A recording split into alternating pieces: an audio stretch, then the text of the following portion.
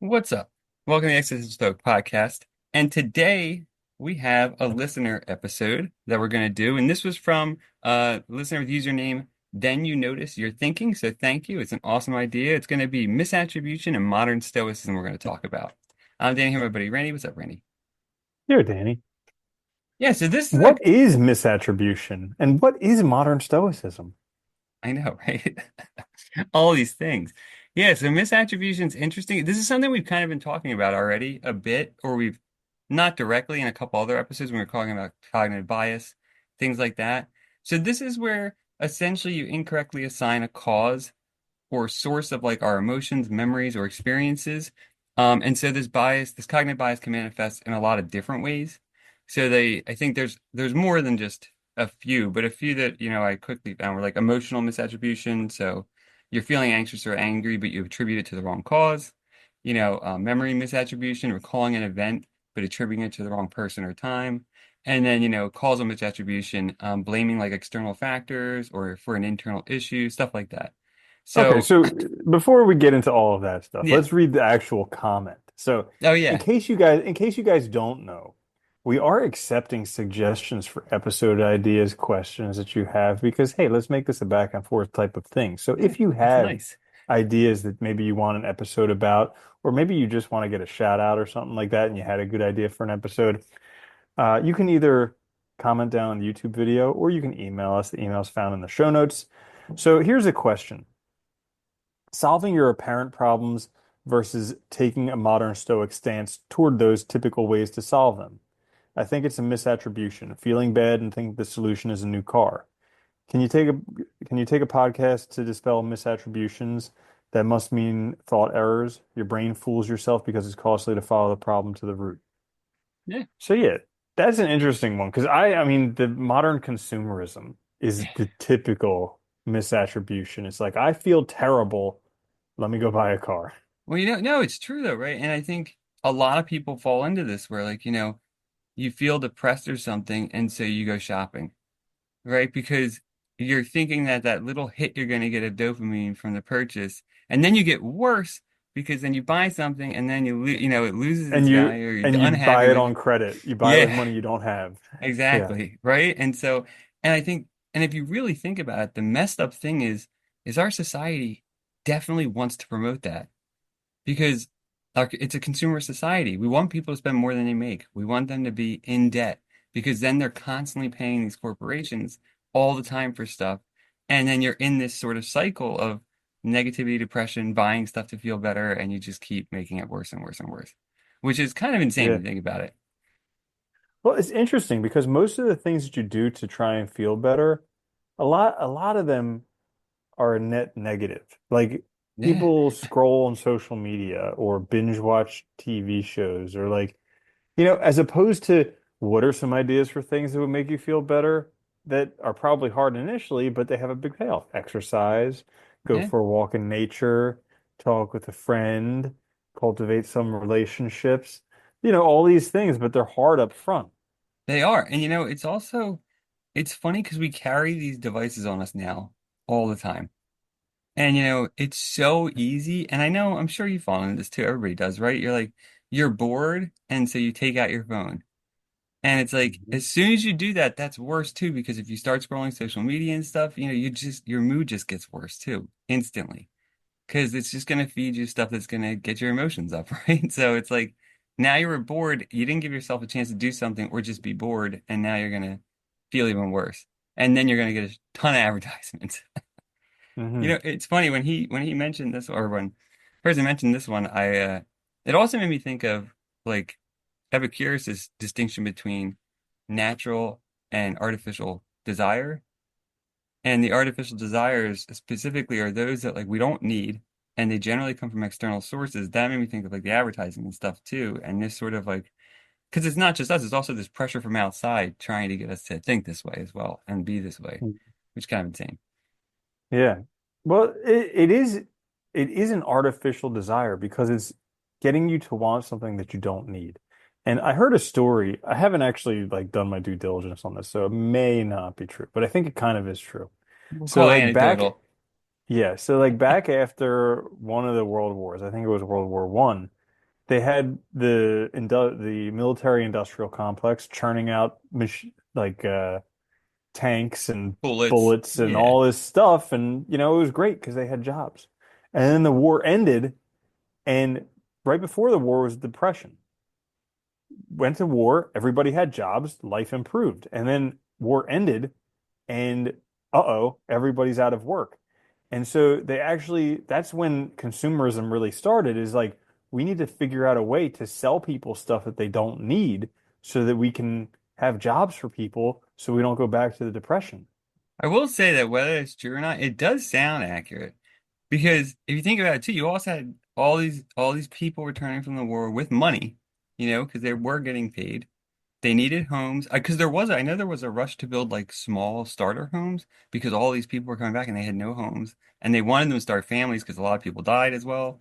So they have money and you have this Hmm. huge, I mean, yeah, it makes sense. You have this huge factory complex already there. All you have to do is modify it to make other stuff, you Yeah. know? That's kind of crazy. Yeah. But nowadays, I mean, it's so easy to think. So it's so easy to think that we can solve our problems. Like I was Yes. reading, I think I was telling you about this, how I was listening to this book, Ending the Pursuit of Happiness. And it's kind of like thinking that we can solve our problems. So like we have this uncomfortable feeling, and then we're like, I don't want this. Let me come up with this whole convoluted path to do something else that I think will solve this problem.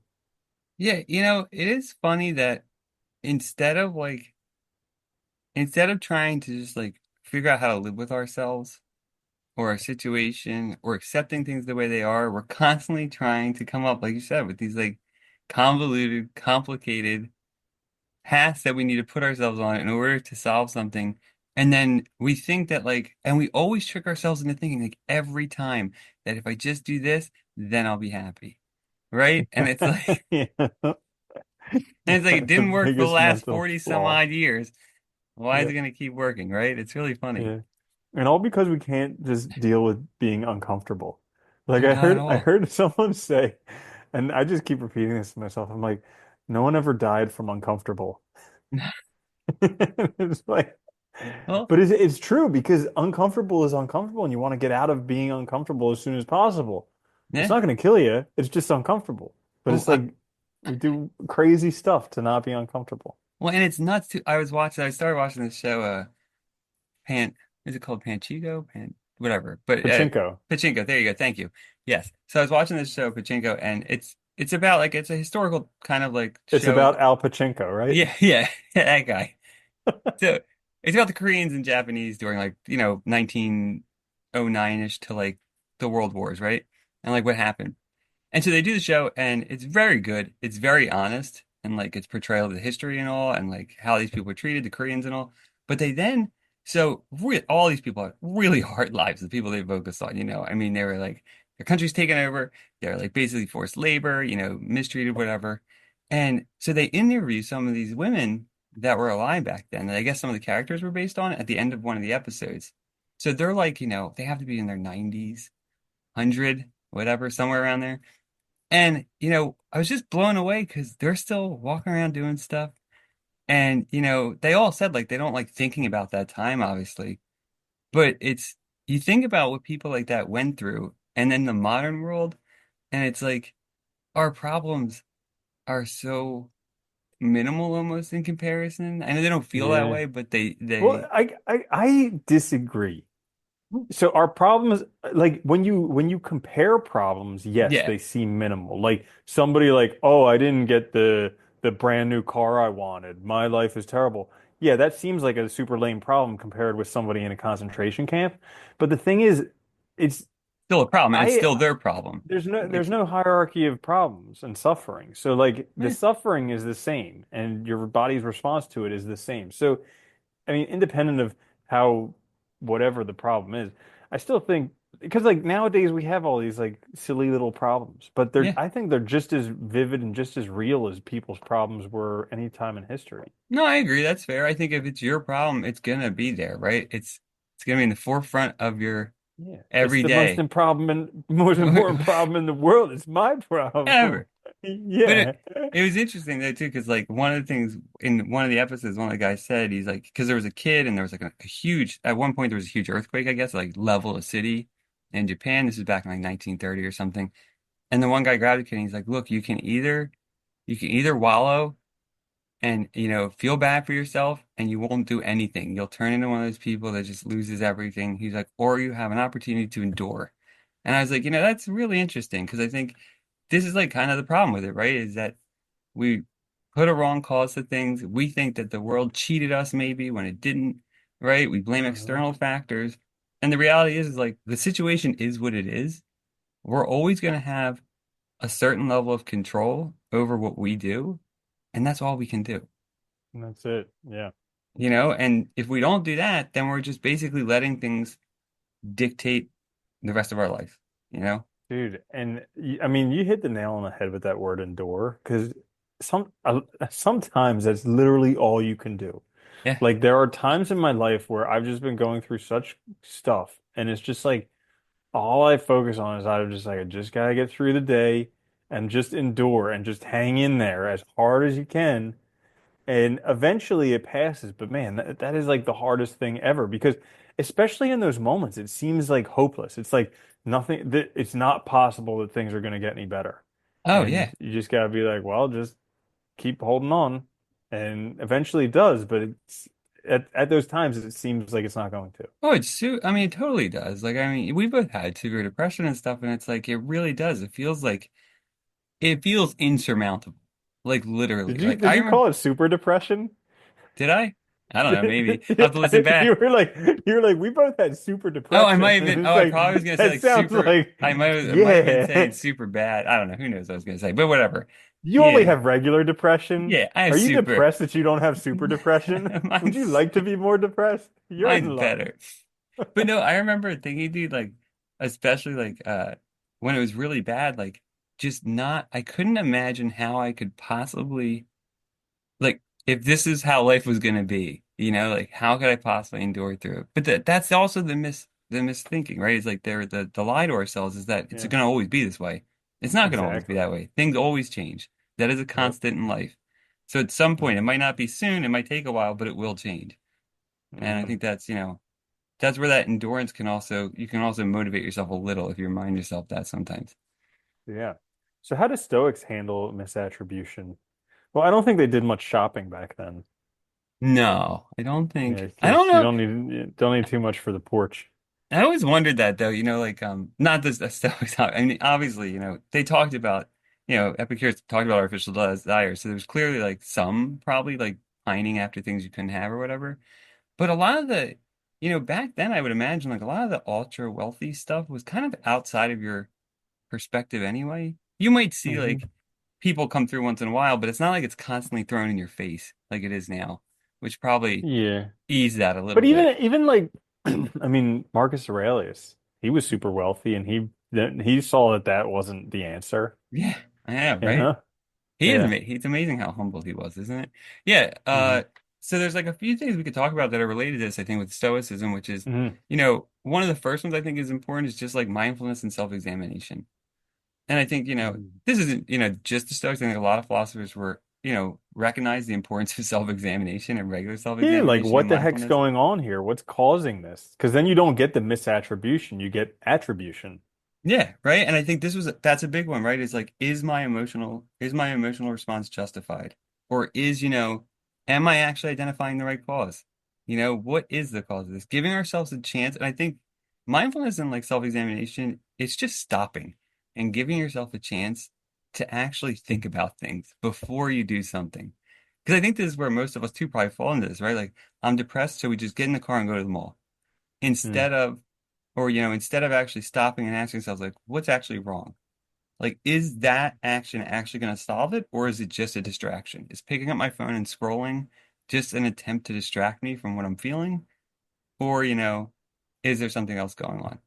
And I think Yeah. that's where that can really help us kind of identify what the correct causes of our feelings and kind of work through this maybe in a healthier way.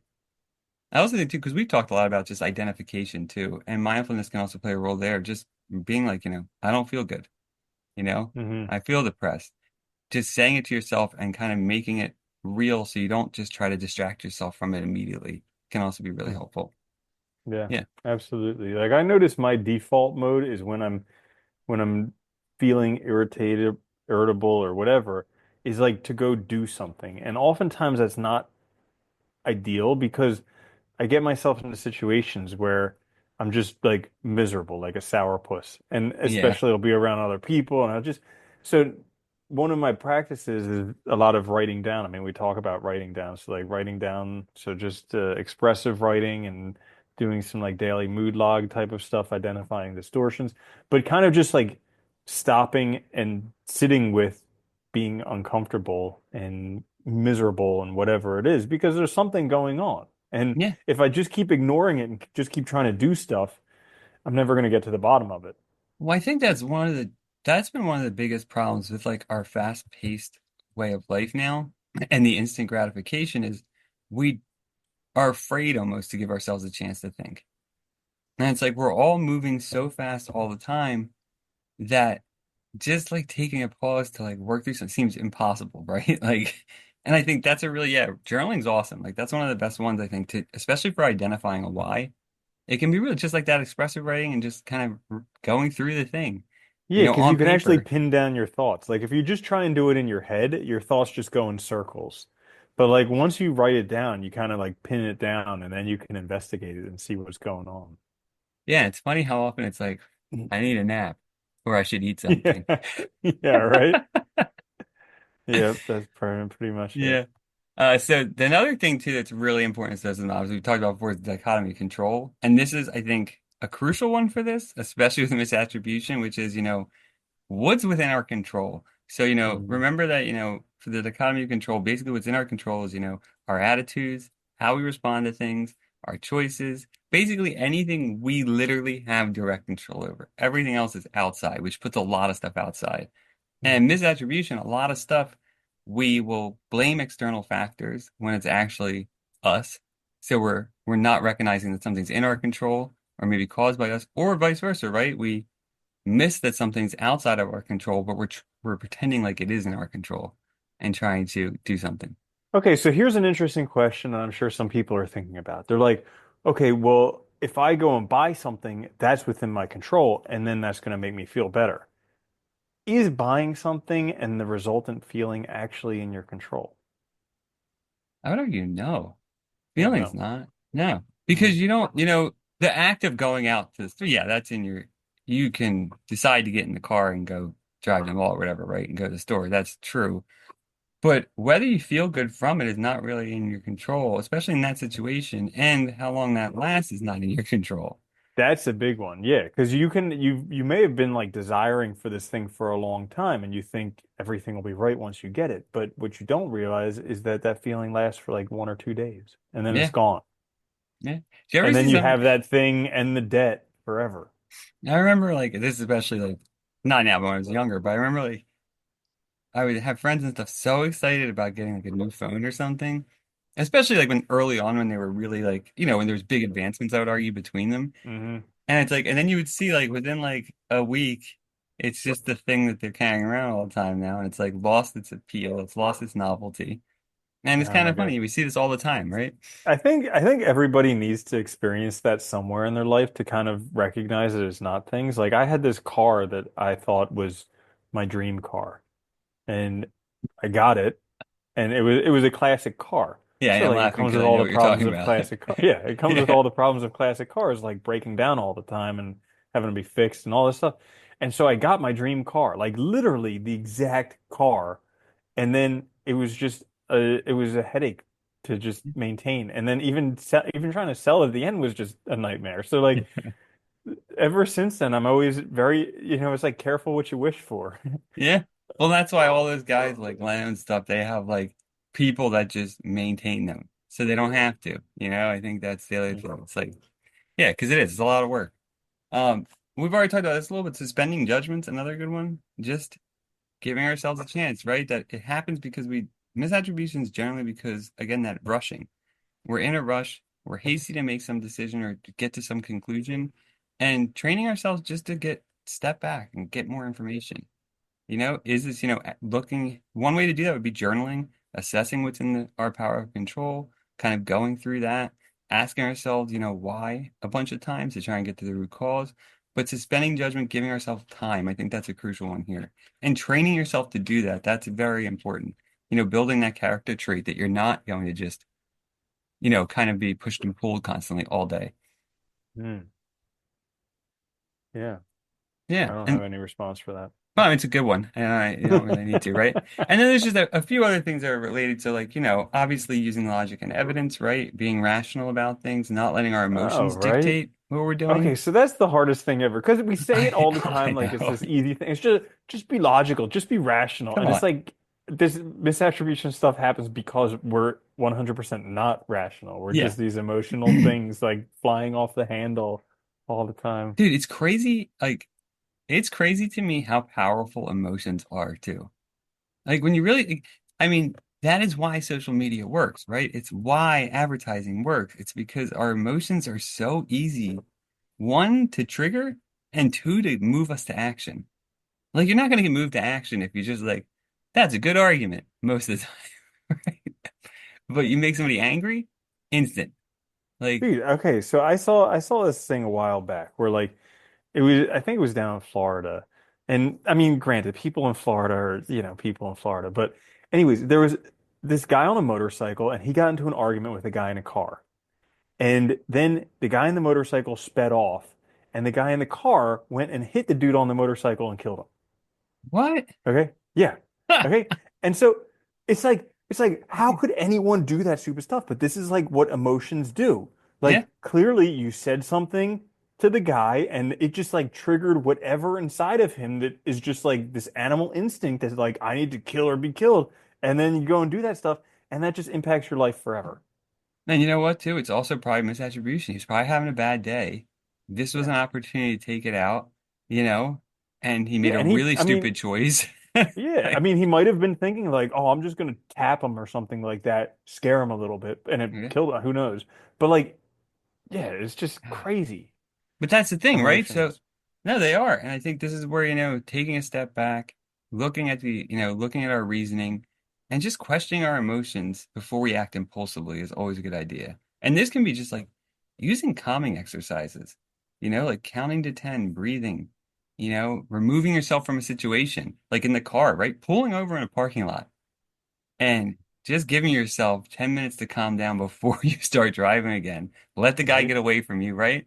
That kind of stuff's important, but it's also, it takes a lot. It does take practice. It's not easy. I mean, we talked about this, like even identifying our emotions both took a lot. It takes a long time to just remind yourself and do this and like be aware. So, Yeah. yeah, it's a hard one. I've noticed, I'm not sure if it's due to like all this stuff that I like the Feeling Good podcast or if it's due to the just like I've been trying to smile a lot more. I don't know what the cause of it is, but like I've noticed that uh my rage threshold has kind of come down. Like the stuff No, that's good. that used to piss me off a lot more, not as much. I can just see it and I'm just like, okay, that's what that is. Okay, cool. Breathe. Keep walking. You That's know? awesome. Though. But you know what, though? That's a good example of like, I think this is the other problem where we, people want things to get better and they'll like turn to stoicism, stuff like that. And they expect these like wild results. And the reality is like you're going to get marginal improvement. Like that is great improvement. And that shows that it's working, right? Whatever you're doing, whatever it is working. And it's better than it was, but it's not going to be instantly all of a sudden this is gone, right? And I think that's also something to remind yourself that like any of this stuff takes time to practice and to put into practice. And it's not a happily ever after. It's never going to be a happily ever No. after. It's always going to just be like Rip that momentary. band-aid off right now. Yeah. Yeah, exactly. It's only ever going to be momentary. And then you're going to Yeah. come back and you're going to struggle with it again and again and again throughout life. But those are opportunities to address it again. Yeah. And I think one other thing I would add too is this is another good one is just reframing. Like think about the situation, take a step back, take a broader view. Like maybe like, whatever happened, maybe it wasn't intended to me. Or maybe, like take the incident of the motorcycle and the guy, right? Maybe, the guy in the car says, well, maybe the guy on the motorcycle is having a bad day. And maybe, maybe that's why he said something. Instead of just jumping to, it was directed at me, they're attacking me, right? Reframe it to a broader picture and try to think of it from a different perspective and see if that can help as well. Because that can calm us down too by kind of, both empathizing, but also looking at the larger picture and sort of seeing what other causes there might be. Yeah, absolutely. If you zoom out on a time horizon, that's helpful. Yeah. Just remember that, whatever this rock hurtling through space is doing, it totally doesn't care about you and your problems. Uh, I found or myself saying like, that like too. Like, well, they're all dying to die too. So like, yeah, it's like, you know, or like there's another example that he gives in, I think, on his podcast, where he talks about, like, if there was someone from Mars and they were looking down on us and seeing this situation, help them understand it. Why is it important? Like, what yeah, does it matter what some guy on a motorcycle says to you? Like, yeah. why is that so important? You don't Oh, even well, know the he person, insulted me and right? my family. And it's like, okay, well, why does that matter? And it's like, take a look at it from someone who doesn't have your perspective, someone from looking down from space who doesn't have our customs at all. Well, it's like we started out saying, right? Our problems always feel super large and important from our perspective. So removing that perspective can be a really effective way to kind of reframe them and look at them differently and maybe take that sting away so that it's not an emotional response. I think that's it's a really good idea too. Like thinking about like somebody from a different planet or something, that's a really good one. Or like another Mhm. country or something, right? Like what if you had to explain this situation to somebody from elsewhere?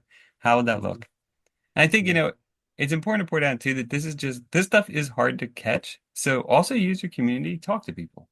That's another one. If you don't like journaling, sit down with somebody, it's a friend and just talk to them about it and try to think like, what's wrong Mhm. here? Am I being crazy? Like, is this, and I think you can get a lot from just that because your friend will help you also, ideally, they'll come down from an Yeah. emotional high.